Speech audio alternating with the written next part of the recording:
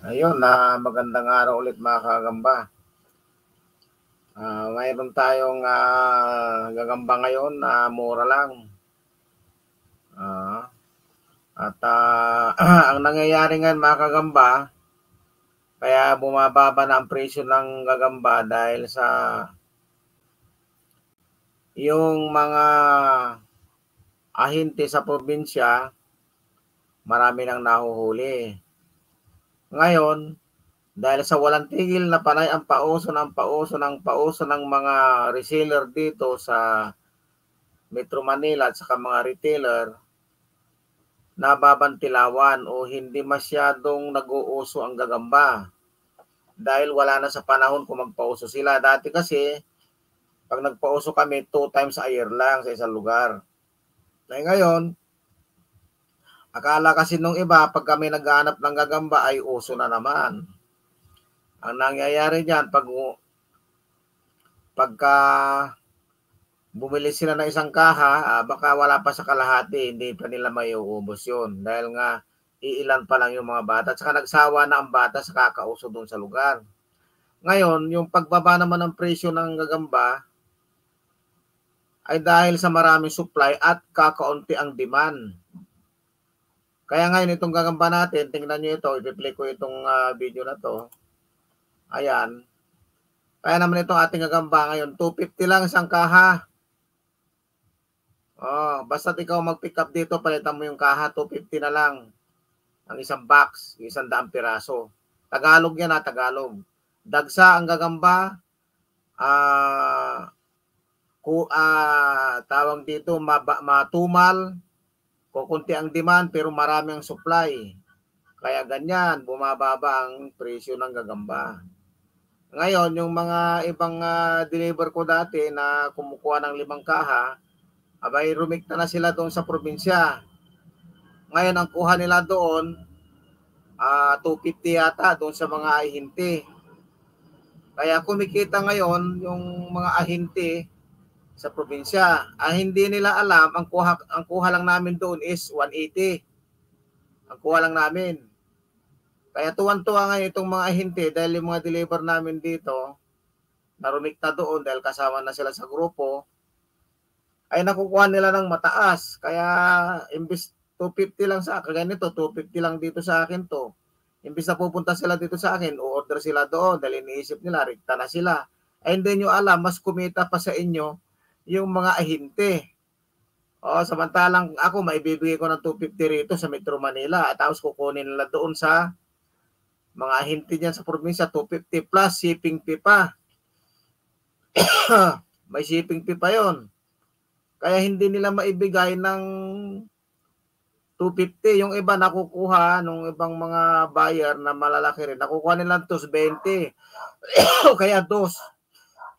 Ngayon, pag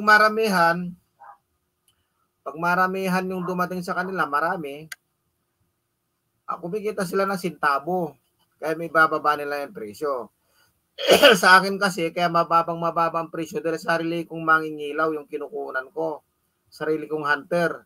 Nakukuha ko sa kanila ng 150. Kaya may ipapasa ko ng 250. Kasama na yung expenses doon, yung mga shipping fee niya, kung ano-ano pa.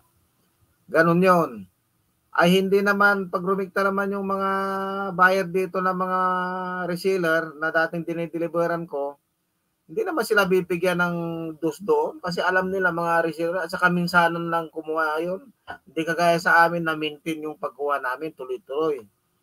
Kaya ngayon, bagsak presyo dahil mahina, matumal, kunti ang demand pero maraming supply ng gagamba. Tapos, naglausan yung mga nag-uuso-uso dahil mayat-maya pinapausuhan yung isang lugar hanggang sa kasulok-sulukan ng squatter may nagbibinta. Ang nangyayari diyan, hindi na umahaba yung uso, mag-uuso lang ng 3 hanggang 5 araw, laos na agad. Hindi kagaya yung 2 times a year mo lang pausuhan na umaabot ng mahigit 1 buwan hanggang 2 buwan yung uso. Kasi yung mga bata sabik na sabik. So, kumikita pa tayo ng mga panahon na yon. Pero ngayon, wala na. Hindi na tayo kikita dyan. Sintabo na lang ang kita natin dyan, mga kagagamba. Ngayon, kagaya nito, 250 ito. May natitira pa sa aking 5 kaha. Susunod na dating ulit yan, mga 4,000, 250 lang. Basta kayo magpipick up, papalitan nyo ng maayos na kaha, walang balance-balance, walang sungkit-sungkit, basta kung ano napili mong kaha, yun lang. Papalitan lang yung patay. Ganon dapat, wala na yung may nakitang maganda sa kabilang kaha, susungkitin, ilalagay doon sa kahang bibili niya, walang ganon. Kasi ito, wholesale talaga to, bagsak presyo na ito. Ngayon, kung gusto mong seleksyon, bilhin mo lahat yung 10 box, doon ka na mag-select sa sarili mo. Ganon na labanan dyan. Kaya ngayon, ito, PM or DM lang ako dito sa gagamba na ito. 250 lang, 250, 250. Wala nang 3, wala nang 350, 250. Basta pick up dito. Pero kung papadeliver mo, aba, ay mag-undergo ka ng shipping fee. Kung iisa lang, siyempre, automatic 3 ang isang kaha niyan. Kung isang kaha lang kukunin mo. Hindi na po pwedeng isang kaha lang 250. Ito kasing presyong 250, pinaka-minimum nito 10 box. Yan. Kaya kung reseller ka at 10 box kinukuha mo, pwede ka na rito sa akin, 250 lang. Kaya saririkta ka doon sa probinsya, hindi ka pa makapili. Kung ano yung ipinadala sa'yo, kung basura is basura. Kung quality, quality. Ganun yan. Ngayon, pagkaraan nito, nag-uso sa buong Metro Manila ang gagamba, ayan na, tataas na naman ang presyo niyan. Kasi, mataas ang demand, kakaunti na ang nahuhuli. Gawa ng na-harvest na lahat ng mais. Ang mais ngayon, kasalukuyan na panahon ng harbisan, kaya at nagugulang yung mais, kaya maraming gagamba. Ngayon, pagkaraan ng mahigit 1 buwan at na-harvest na lahat ng mais, kaunti na lang nakatayo, kakaunti na rin siyempre ang mahuhulian dahil ang ginagamit na pang-harvest niya ngayon sa mais ay makina. So, pagka-harvest nun, durog ang kasama pati gagamba. Kaya wala ka nang babalikan. Kaya ang ginagawa ng mahingila ko, bago nila harvestin yun, inuunahan na nila ang harvester. Iilawan na nila. Minsan nakakasabay pa nila harvester. Pero sa dami ng gagamba, sa isang area lang, makaka-300 ka na sa loob ng 1 oras. Ganon yon. Pero pagkadating ng halos maubos na yung maisan na ma-harvest, ayan na naman, kakaunti na naman ang supply, eksakto, tumaas na naman ang demand, hindi nagkakasabay.